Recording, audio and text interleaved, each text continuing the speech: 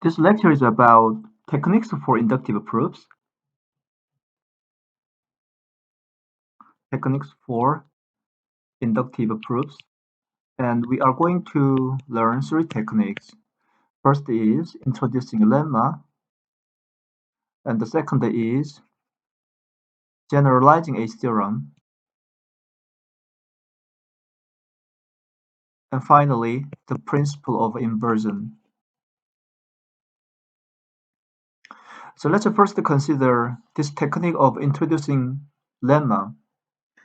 As a running example, we'd like to show the equivalence between the two syntactic categories as M-parent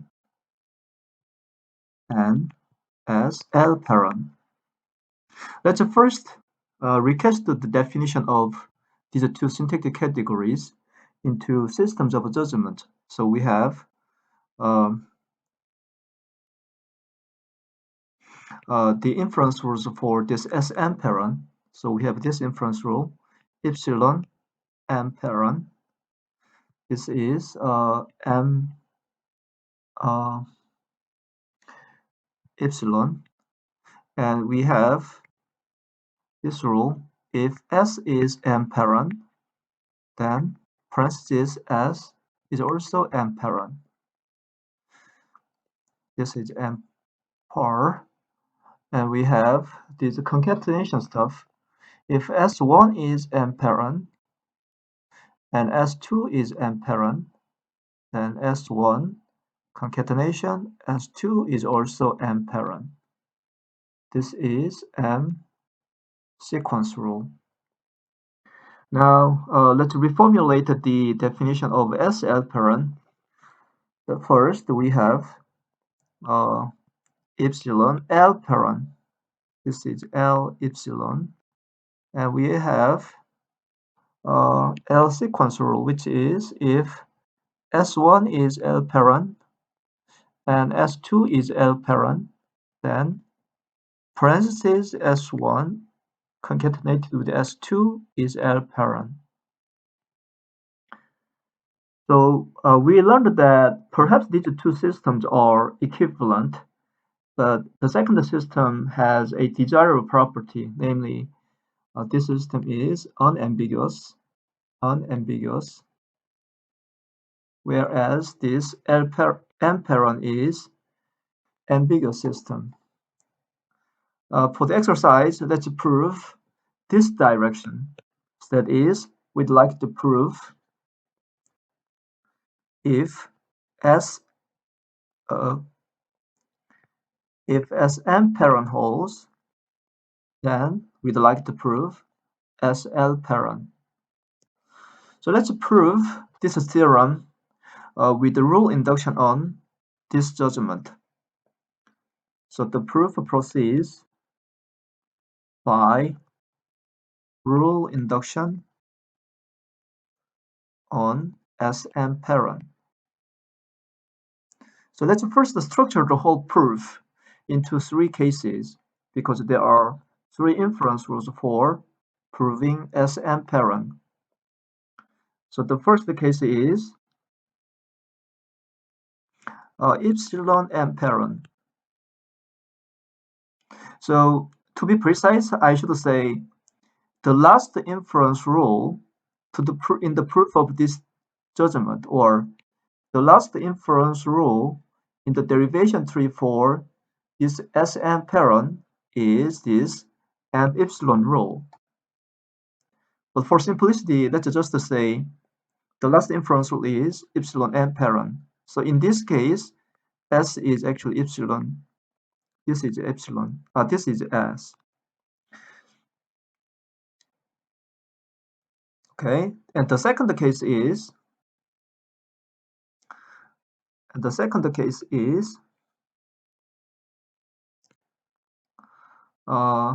the last inference rule is this one. So in this case, S is equal to parentheses S prime, and we have S prime and parent, and parentheses S prime and parent. And the third case is the last inference rule is S1 concatenation S2 and parent. So in this case, we have S is actually equal to S1, S2, and the premise is S1 and parent, S2 and parent. Now we have divided the proof into 3 cases, and let's state the goal. You have to prove this L as L parent. So in this case, the goal is to prove SL parent, which is epsilon L parent.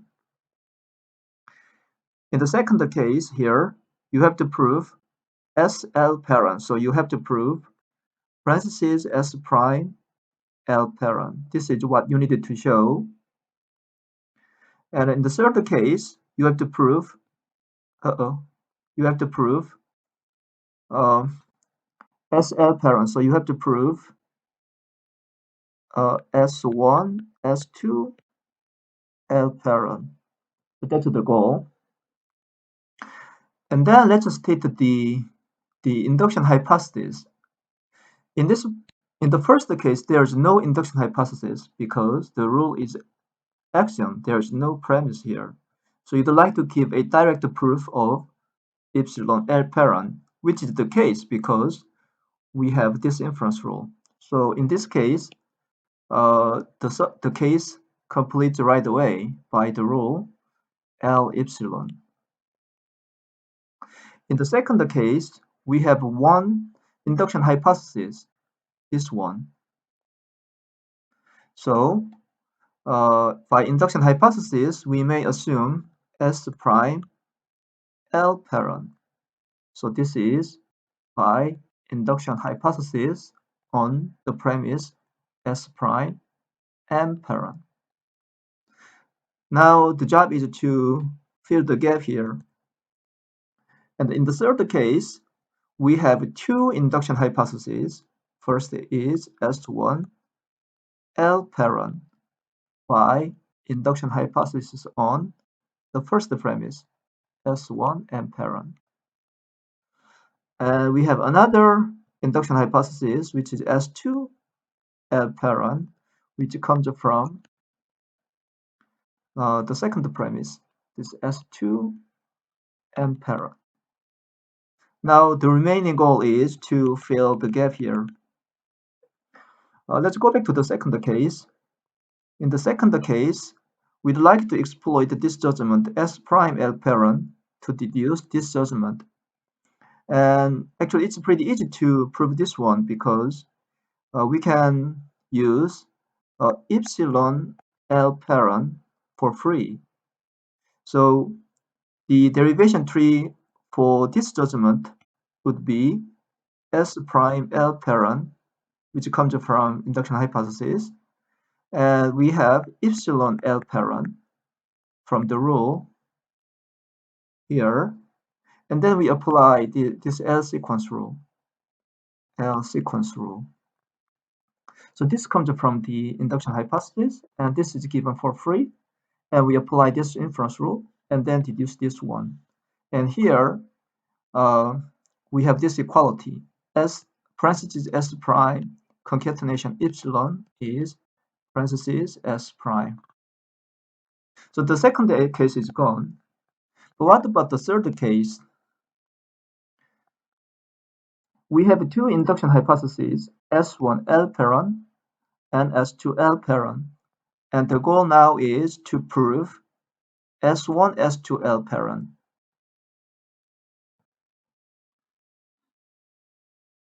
So it's not obvious right away why did the two judgments automatically imply the goal judgment. So we have to perform another case analysis. Let's consider two subcases. So let's analyze this statement, S1L parent. So the first case is S1L parent is the proof of this judgment ends up with L epsilon. So in which case we have S1 is actually epsilon. And the second case is this S1L parent, its derivation tree ends up with this one, S1 prime L parent and S1 double prime L parent, and we apply L sequence rule to prove S1 prime parentheses S1 double prime L parent. So in this case, this is S1. In this subcase, this is the subcase 1, this is subcase 2. In this case, we have S1 is epsilon, so the goal, this one is to show, so we need to show S1 epsilon, which is actually S2 L parent. So this is what we need to show. But this is given as induction hypothesis, so this case is trivial. So what about this case? In this case, we have to show S1, S2, L parent. But this is S1, so let me expand S1 into this one. S1 prime, S1 double prime. So this is S1. So this is S1 concatenated with S2 L parent.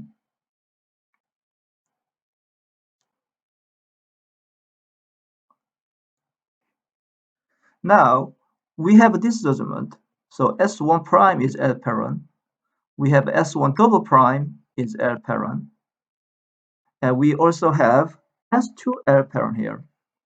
So all these strings, S1 prime, S1 double prime, S2, all belong to this L parent.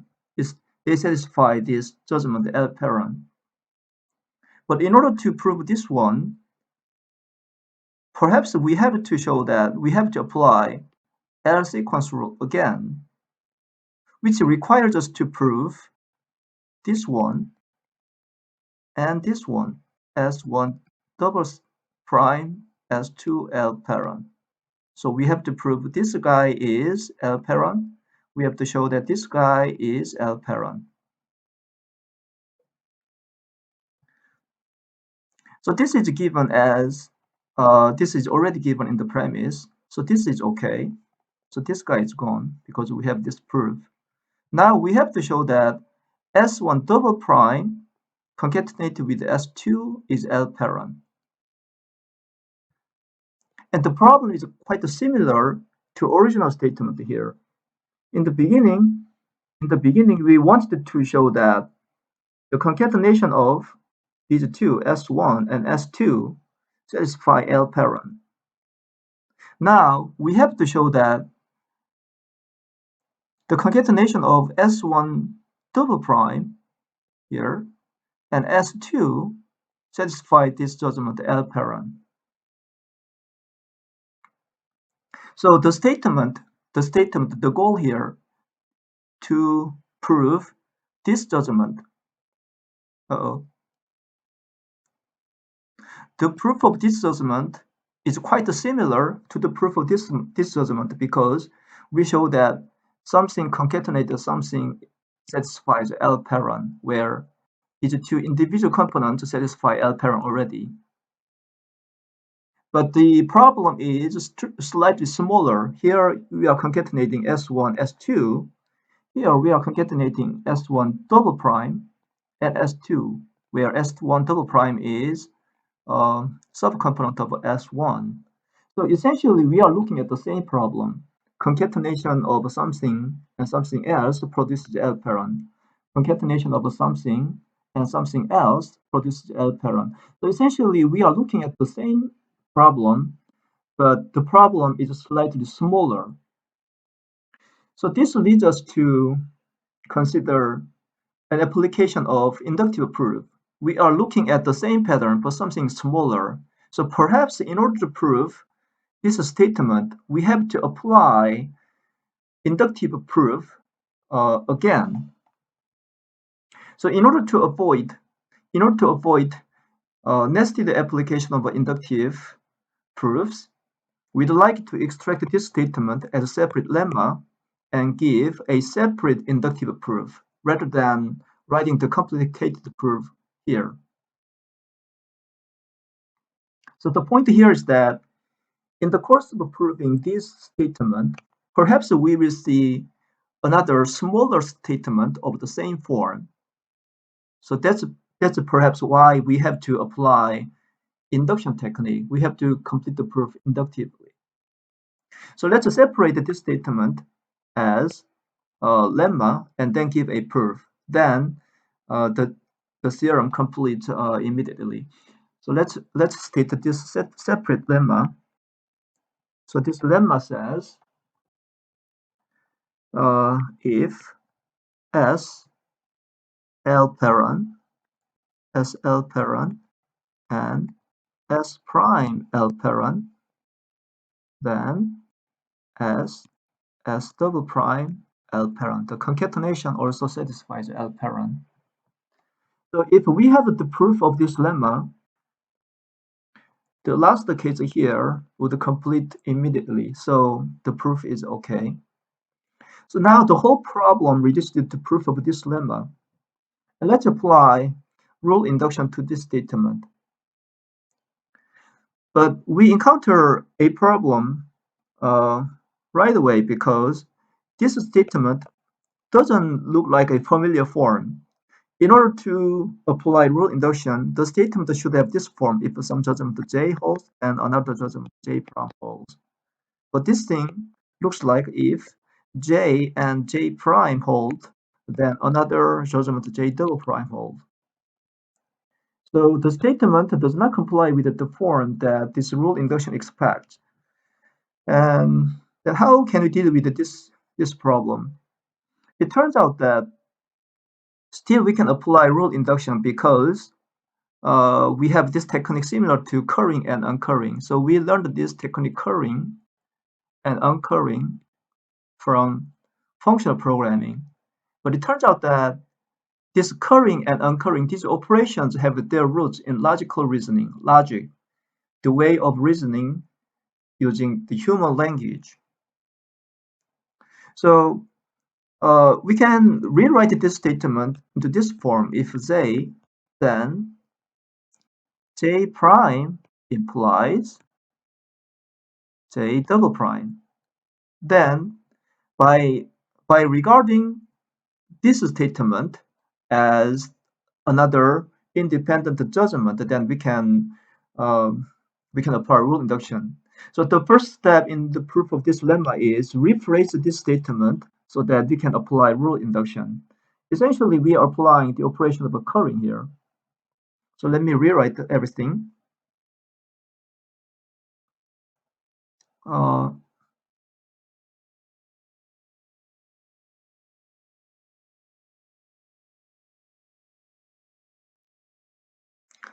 right, so let's rewrite. I'd like to rewrite it as if SL parent holds, then S prime L parent implies S prime L parent. So here actually S prime can be any string, not just the S prime specified in the original statement. S prime can be any string.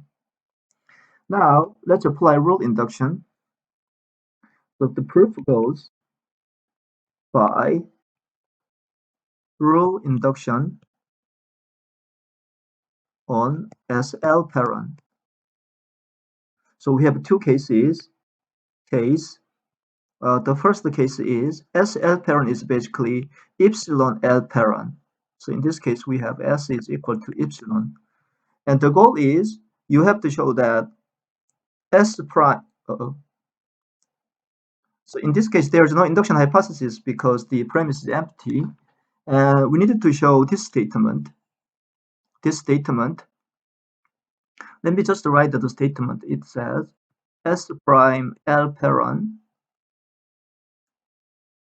implies S prime L parent, but S is epsilon. So epsilon S prime, that is just S prime L parent. This is what we needed to show, which is just tautological. It says S prime L parent implies S prime L parent. So the first case is okay, because this is just a tautological sentence. So the second case is SL parent. The proof of SL parent is completed with an application of L sequence rule. So this time we apply. We have S1 L parent, S2 L parent, and we have S1 parenthesis S2 L parent. So we apply this L sequence rule. This is where, in this case, S is equal to parenthesis S1, S2. Now, what is the goal statement? Let me just make a copy of this statement. So we have to show that S prime L parent implies S prime L parent. So we have to show that S prime L parent. This is what we needed to show. But in this particular case, S is actually equal to this statement. So let me write this one as we have to show S1 parenthesis S2. So we have to show that this statement. This thing says something like A implies B. So in order to prove this statement, assume A and then prove B. So in other words, assume S prime L parent. So this is the assumption given for free. And then now we needed to show this one. So we have to somehow show S1, S2, S prime, L parent. Now we needed to show this statement. And if we think about this one, the only way to prove this judgment is by applying this L sequence rule again. So we have to apply this L sequence rule, because if this is provable at all, we should apply this rule at the last step. So then we have to have S1 L parent and this one S2 S prime L parent. But this is already given here. Okay, so this case is gone. So now the whole problem reduced to the proof of this statement. S2 S prime L parent. So now the problem is, how do we prove S2 S prime L parent? If we had the proof of this judgment, then we could apply this L sequence rule and then deduce this one. So now we needed to show this one.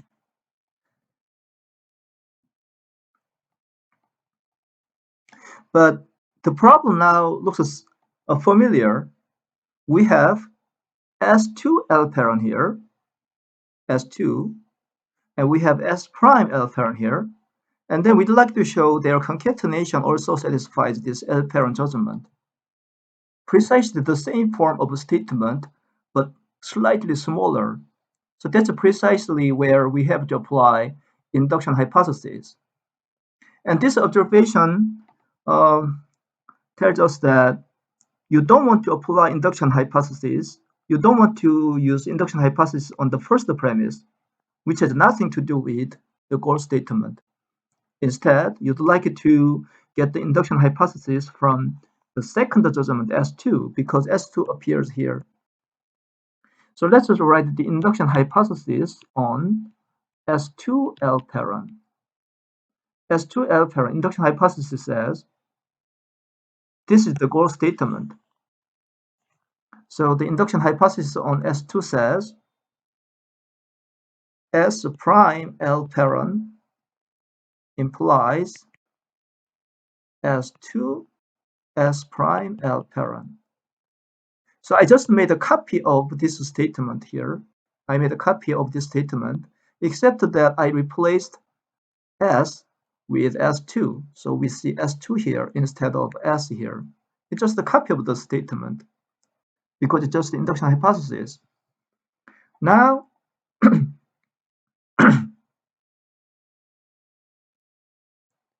now we have S prime L parent as an assumption. We have this one as induction hypothesis. But because the presence of the S prime L parent, now combine these two and then prove S2 S prime L parent, which is precisely what we want to prove. So that's how we complete the proof of the second case. So if we think about the way that this proof proceeds, there's nothing new except that the key observation was we had to introduce a separate lemma because the proof of this lemma requires another inductive proof. And the second part of the key point was we'd like to rephrase this statement into something more familiar form, some more familiar form. So that's how this technique of introducing lemma works for this problem.